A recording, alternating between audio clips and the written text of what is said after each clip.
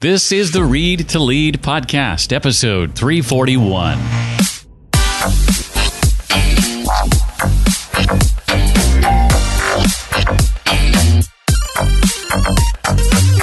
Hey, I'm Graham Baldwin, author of The Successful Speaker, 5 Steps for Booking Gigs, Getting Paid, and Building Your Platform. Take your next step towards success when you listen to this. It's the Read to Lead podcast with my friend, Jeff Brown. Hello, welcome to the podcast, the Read to Lead podcast. That is, I'm your host, Jeff Brown. I'm here because I believe that if you want to achieve success in your business and in your life, you need to be a lifelong learner. And the path to lifelong learning begins with intentional and consistent reading. Now, the podcast is going to help you narrow this reading list and bring you key insights and valuable ideas from some of today's most successful and inspiring authors.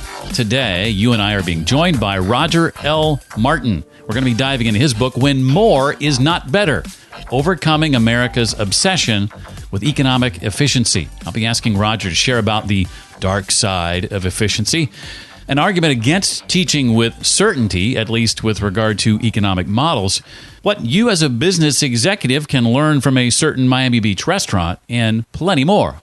Before we bring Roger in, just a quick programming note. In the coming weeks, we're going to hear from author Carrie Oberbrunner, who's been on the show a couple of times and one of my good friends. We'll be talking about his book, Unhackable. That's next week. Also, Dave McCune, author of The Self-Evolved Leader. And then on November the 10th, one of my favorite authors of all time will make a repeat visit, first time in 6 years. We'll sit down for a chat with the one and only Seth Godin. That's all coming up right here on the Read to Lead podcast. Roger L. Martin is Professor Emeritus at Rotman School of Management at the University of Toronto, where he served as Dean from 1998 to 2013 and as Institute Director of the Martin Prosperity Institute from 2013 to 2019. He's been named Global Dean of the Year in the past, as well as the world's #1 management thinker. He's published 11 previous books, including Playing to Win with A.G. Lafley, which won the award for Best Book of 2012-2013 by Thinkers 50. He is also a trusted strategy advisor to the CEOs of many global companies. His new book, the one we're diving into today, is called When More Is Not Better: Overcoming America's Obsession with Economic Efficiency. Roger, it's a delight to welcome you, sir, to the Read to Lead podcast. Hey, thanks. It's great to be here. Thank you for having me, Jeff. When I was young, I grew up across the street from a young man named Roger Martin, who in high school drove me to marching band practice one summer. You didn't by chance happen to own a light blue Chevy Vega at one point, did you? No, I didn't. And that is fascinating. Roger is not a very common name. And so it's interesting that you not only knew a Roger, you knew a Roger Martin. Or as I used to call him, Roger. But yes. That was a long time ago. I have a good name that works in multiple languages, actually. That's right. Well, with regard to the book, Roger, let's begin with your description of the ultimate aim of the book. What was your goal in writing it? Well, I love democratic capitalism. I think it's the best system out there, and I'm worried about the direction it's heading that won't be good for it and the sustenance of it. And so the purpose of the book was to help alert us to some things that we need to change to safeguard democratic capitalism for the long haul. Economists for a long time have used the metaphor of a machine to describe our economy. Talk about the issues that arise, Roger, when a machine is the metaphor of choice. Yeah, there's a couple that I think are really problematic. One is the machine metaphor leads economists to say we can break it into its subcomponents, optimize each, and then add them back up. That's one thing. And the second thing is you can perfect the machine. You can get it to its logical, optimal level. And so what we have, our economists, I think, are break it down, maximize each, make sure each is working well, and then add it back up. And it doesn't work that way. So there are lots of connections between pieces of the economic puzzle, between trade policy and labor policy and antitrust policy and the like. And if you separate those out as sub-disciplines and act like you're adding it back up, it won't add up to what you think it should. And also, if you think that you can perfect it, you figure out what has to be done and get it to perfect, then you'll fight hard. This is why we have all these congressional, battles. This is the perfect way, and so we're going to fight for it. Your way is a different way, so it must be imperfect. And so you have these pitched battles over getting it perfect. And that is not, as it turns out, how the economy works. There is no perfect set of rules, regulations, policy steps that will make the economy perfect, like a machine can be perfect. It's a living thing. It's more like the Amazon jungle. Yeah. Speaking of perfect and imperfect, you call chapter 2 the chain of imperfections. Can you describe what you mean by that phrase? Sure. The way we kind of manage the world, which is a complex thing that we try to deal with, is we model it. We say, here's a goal that we want to achieve, and the way we're going to achieve that goal is by doing these things because we think it's going to be better. So our goal is to have greater customer loyalty for Wells Fargo. And we say our model is the more accounts you have, the more loyal you'll be, so that we then set up as a set of metrics and proxies for customer loyalty is number of accounts that each person has, right? And then we have a set of incentive systems that encourage our employees to maximize the number of accounts per customer. The chain of imperfection is number of accounts per customer does not equal customer loyalty, right? It is one measure of it, one proxy for it. And then the setting as a goal, getting the most of those is, again, imperfect. And so what you end up having is, in the case of Wells Fargo, millions of fake accounts opened because people in the branches said, well, they're telling us to have more accounts per customer. Here's a way to do it. So there's this imperfection between this goal, which I think was a laudable goal, have highly loyal customers with deep relationships with you, get all the way through this chain to the idea that we'll open accounts whether they need them or not.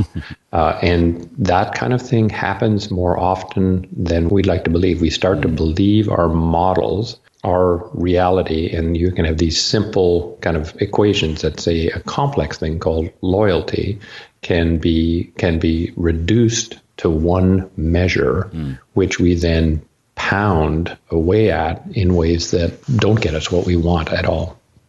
The subtitle of your book suggests a dark side to efficiency. There can be too much of a good thing, in other words. How does this lead us to a Pareto economy? I really sound like I know what I'm talking about, don't I? No, you do. I think you read the book, Jeff. Yeah, so you're right. The book talks about obsessive pursuit of efficiency. And I mean, some people say, oh, Roger, be careful. Efficiency is good. Yes, it is. As I say, love is good too, right?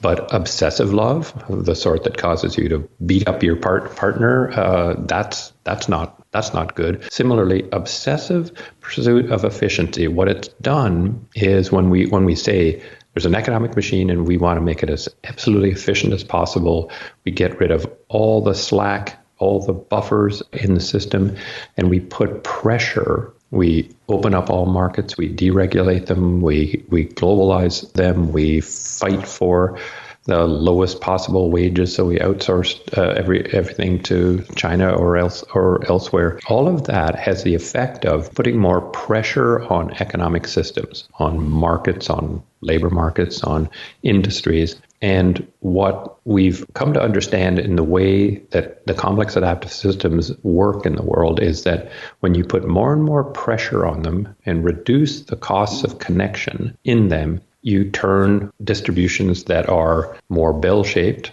normal distributions, to what you refer to, Pareto distributions. And that's what's happening. So American democratic capitalism is kind of predicated on the basis of there will be a giant middle class, right? And then tails of rich people and poor people at both ends. That's kind of what we think we're going to get. And then we have a system that says we're going to tax the rich tail more heavily so that it can help us fund the people in the poorer tail so that they'll have a better life. That's a good economy. Well, if you put too much pressure on that kind of system, it'll turn Pareto, the 80-20 rule, where most people have relatively very little, and a few people have a whole lot. That's what Wilfredo Pareto observed. He is an Italian who was studying land ownership in Italy in the late 19th century and discovered that 20% of Italian families owned 80% of the land. Well, that's a Pareto distribution, and that's not what we want in democratic capitalism. We want to have a bell-shaped distribution where people move, that whole curve moves positively towards higher and higher incomes every year. That worked for 200 years for America. But in the last 40 plus years, since about the time of the bicentenary, that movement has ground to a halt, and the shape of that curve is changing to one that's ever more Pareto. And that, I think, that's worrisome and dangerous. Well, as you say in the book, metaphors, going back to that for a second, are so useful in helping us to understand complex ideas. And you mentioned maybe thinking about the economy like the Amazon rainforest instead of a machine. How might thinking of the economy that way better serve us ultimately, Roger? It gets rid of this idea that you can separate out the pieces. I mean, you can't separate the pieces of the economy and optimize each. They have interplay with one another, just like the rainforest. It's like the famous, you have a butterfly who flaps its wings in the Amazon and causes a tornado in Mexico kind of thing. And we know that, right? You know that in your life. You can't segment down your life into individual parts that don't relate to one another. What you do at work influences what you can do at home, how much time you have at home. All these things are interconnected, and the economy is that way. So if we think of it more as that system, we'll be better off. The other thing that is important to understand is that it's adaptive. So whatever rules you have in place in any system, any economic system, just like in the jungle, the pieces of it will adapt naturally to it. If a tree has another tree growing next to it, it'll bend to grow in a direction that will get it more sunlight than would otherwise be the case. These systems always adapt. So if you put in place a set of rules and you assume that after you put in the set of rules, people will behave the way they did before the set of rules, right? Yeah, you're chuckling because, of course, that's goofball, but that's what we do all the time, right? We say we'll put in place a kind of a rule that says if you are, let's say, a single mother, that all those single mom families will be helped out. You don't ask the question, will we get more of said families by having women kick their husband out of the house so that they can get the funding? No, we don't ask that enough. And that kind of adaptation kind of always happens in any complex adaptive system. And so if we were understanding that, what we would do instead of saying, we're going to create the perfect legislation, we're going to make school kind of funding contingent on how well the kids in the class do on these standardized tests. And then we're done. We've got it all fixed. Then we find out that teachers are cheating and giving answers to students to make sure they get test scores higher. And it absolutely, does the opposite of what we hoped. Instead, we would say, we've got to keep tweaking and tweaking and tweaking. We can't have these broad, everything is going to work after we do this. Instead, have legislation be designed to be tweaked and continuously improved. That would help us deal with the adaptive nature of the economy, which we currently tend to not do. It reminds me of a story I read recently of those who were collecting unemployment due to COVID, were continuing to do so by their own admission because they'd rather stay at home making $600 a week than go to work and make just a little bit more. So, Jeff, that's a better example probably than the ones I gave you because it's a current one. That's adaptation. They change their fundamental behavior because of a new rule, new structure, and it wasn't the one that we intended when we put that structure in place. That's adaptation. And is it bad? No, it is the way life works. But then why do you have legislation that is permanent? Right? There's no sunsetting of it. Generally. Now, that's not always the case. I point out in the book, there's a great case for Canada where the absolutely most important financial services regulation, the central one, is called the Bank Act. It regulates all of banking. It was put in place over 100 years ago, 1871, and had written into the legislation itself, it has to be reviewed and revised every 10 years. And then actually, they later switched it to every 5 years. So rather than saying, we've figured out how to regulate banks, which when you think about it is crazy, right? Given how much changes. What they're saying is really, we've attempted to do the best darn job we can right now in 1871, but in 1881, we better check and see whether a whole bunch of this stuff has to be rewritten for what has happened in the last 10 years, in 1891 and 1901, et cetera, et cetera. I mean, I don't think it's a real gigantic surprise that the Canadian banking system did marvelously during the global financial crisis compared to the United States, in part because it had a system of regulation that was more consistent with a complex adaptive system than a perfectible machine, right? And the perfectible machine in the U.S. wasn't that perfect. We had a cataclysmic crash that required massive bailouts. There were no bailouts in Canada, no banks in distress, kind of no nothing. Now, it has to do with many reasons, I'm sure. I don't want to say it's one thing, but that kind of approach that says we need to keep adjusting and tweaking. And again, all of your CEO listeners would know this intuitively, right? That they have to keep watching what's going on in the marketplace and tweaking their customer offer, tweaking their salary levels, tweak. That's life. But we have a odd way of interpreting life into the sort of the political economic domain, and we try to make it something that it isn't, which is this perfectible machine. Just isn't. Well, I should mention that Roger's book is divided into two parts, problem and solutions. And what we're talking about now is sort of wading into the solution waters, the sort of idea, at least in politics, why you recommend politicians write revisions into the laws that they make, right, is so that we can make those adjustments and be more adaptive. Absolutely. And I would make every single legislation you bring forward and gets passed has a requirement for periodic revision and elimination if it ceases to be useful. What can business executives learn from places like Joe's Stone Crab of Miami Beach? Yeah, I love that example. I can't tell you how many people who've seen the book say, "Oh, Joe's is one of my favorite places," like from all around the world. So, what the Joe's Stone Crab example is just an example of the most successful. It's the number one ranked grossing independent restaurant in America. How the management, Stephen Sowitz and Joanne Bass, his mother, manage it as a system where all the pieces of the puzzle have to fit together, and they do not try to manage to eliminate all slack and be ultra efficient. In fact, they're inefficient, if you will, in ways that have made it a restaurant that's been around for a century and prospering. So they make sure they pay the stone crab fishermen more than what they'd need to pay them because they care about making sure that it's an occupation that's continued over time. They say they want to make sure that their stone crab fishermen's sons and daughters want to go into the business.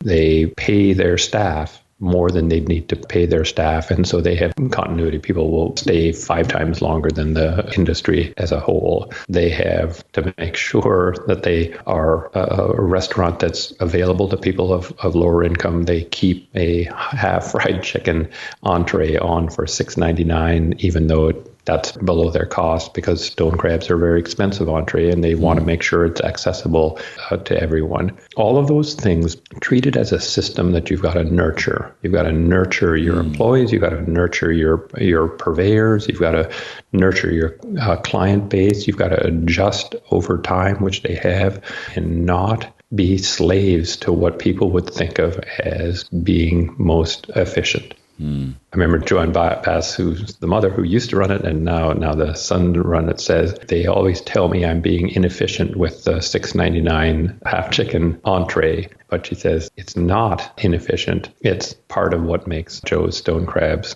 a great place to come. And that's the kind of rejection of narrow-minded measures of efficiency and looking at it more broadly that's important. It's like Costco. Costco pays its workers way more than minimum wage in the retail industry, even though it's plays in the sort of the low-cost club store space, because they have a broader definition of efficient. They're efficient when they have happy, well-paid employees who don't worry about putting food on the table because they're making $22 an hour where somebody else is making $12 an hour. They have carefully designed schedules that work with their lives. They're slack in the store, so they're not racing around. And they know that gets them, in the end, way higher sales per square foot, way higher profit per square foot, because they have been, if you will, narrow-mindedly inefficient and broad-mindedly efficient. And happier employees and happier customers to go along with it. Right? Mm-hmm. Yeah. Well, we've talked about solutions with regard to business and solutions with regard to politics. Let's turn finally to education. What argument, Roger, would you offer against the inclination to, quote, teach with certainty when it comes to economic models? Yeah, if you think about it, just think about your education, Jeff. I know that was only a couple of years ago, right?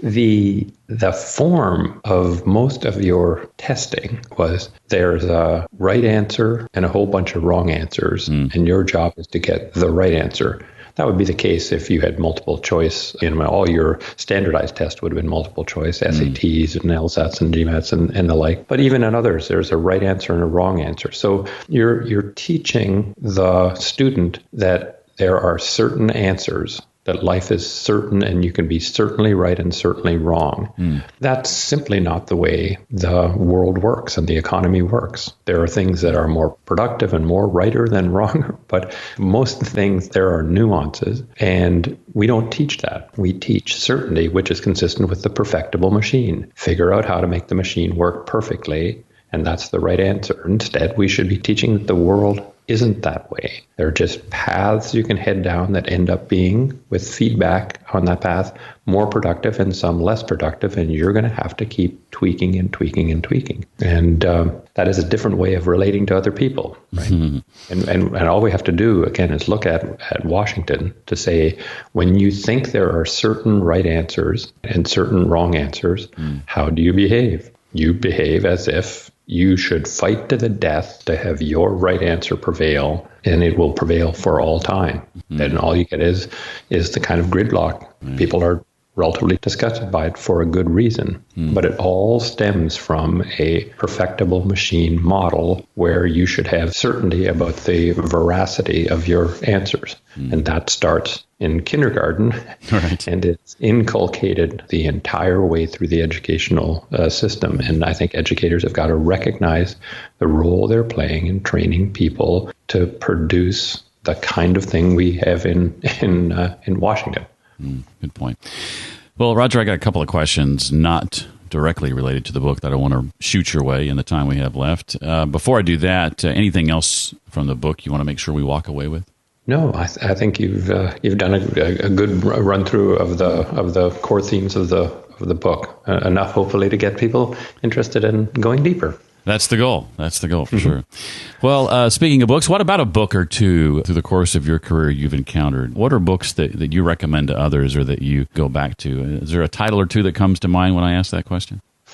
Yeah, absolutely. I would read anything by Aristotle. Analytica Posterior is his classic because he was really the first scientist and it was the most nuanced scientist. And then there's a recent one that I read that just blew me away. It's called The Social Limits of Growth, and it's by a guy named Hirsch. Written in 1976, and sadly he died of ALS in 1977. But it discusses an idea that had never occurred to me, and I'll just give it to you quickly, which is he established the idea of positional goods. A positional good is a good that if I own it, it positions me against you in some way, right?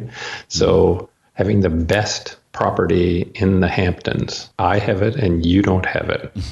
right? And that then confers to me some kind of status or acceptance into the entering class of Harvard College or MIT or Stanford. It shows how that creates a limitation on the economy, and the economy is becoming more a game of positional goods and the fight for positional goods, and how that limits the growth of an economy. Great book, just an idea that had never occurred to me, but it was good. So those would be two things to read. Does he get into mindset at all? Individual mindset, abundance versus scarcity, or anything like that? Well, yeah, he shows how it impacts on societies, that you have this war for positional goods that can never be kind of won. Right. There's no winning in it. But it distorts all sorts of markets and distorts spending patterns. So yes, it's interesting. What's ahead for you and your team that you're excited about and able to share? What kind of things are you working on? Well, I like writing, and so I'm on to writing. The next thing I've started, if anybody's interested, I've started writing for Medium, that platform, and every Monday I try and have another piece out. Monday will be the third in a 3-part series on fear and how fear can rule you, or you can rule fear. One of the things I really think about the world we're in now with COVID is it is human nature to take the trend that you're observing and extrapolate it forever. Right. And so everybody's extrapolating. COVID's miserable now, so it's going to be miserable. We're going to have to learn to live with COVID, etc. For what it's worth, I do not believe that, right? I believe, and I've written about this, if you want to look for it on Medium, there isn't a second wave happening in the U.S. now. People say, "Oh, come on, Roger, look at the curves." No, there was a northern wave, right? A first northern wave that crested in April, May, and there was a southern wave that wasn't in existence in April, May, and crested in July, August. This pandemic comes to every geographic location. It infects and kills a number of people regardless of what you do, right? It infects a bunch of them now. It kills fewer of them because we're getting better at treating people. And then it goes away. And if you haven't had enough of it, it will appear to have a second wave because the first wave wasn't consequential enough. Right. That's what's happened in Melbourne, for example, in Australia. It's what happened in Louisiana. They had a mini Mardi Gras induced wave and then their real wave later. So I think this will be behind us. It will be gone because that's how these viruses work, and people are misinterpreting the statistics to create a narrative that says it's come back once already, and then there'll be a third wave, and then there'll be a fourth wave. And I don't mean to trivialize it. There are 1 million people died worldwide, but that doesn't mean that we should lose our senses completely and not look at the real underlying structure of what's going on. I mean, I think we will have learned all sorts of lessons about the fragility of the world and how these things can happen. I agree with that, but we are not going to be living with COVID for some indeterminate amount of time. Nope. I really appreciate that level-headed analysis. Thank you very much for that. Very, very well said. The name of the book, again, is When More Is Not Better, Overcoming America's Obsession with Economic Efficiency. His name is Roger L. Martin. Roger, thank you so much for being my guest today. I really appreciate you spending time on the Read to Lead podcast. I appreciate the crafting of this on your part. Thank you for being so knowledgeable. Well, at least for 30 minutes, right?